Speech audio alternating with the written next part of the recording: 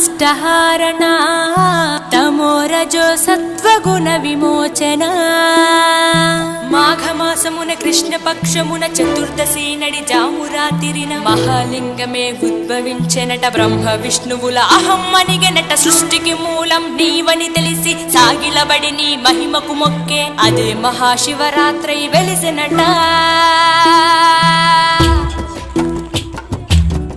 అరే ఓ జంగమా విభూది లింగమా పక్కన పార్వతీ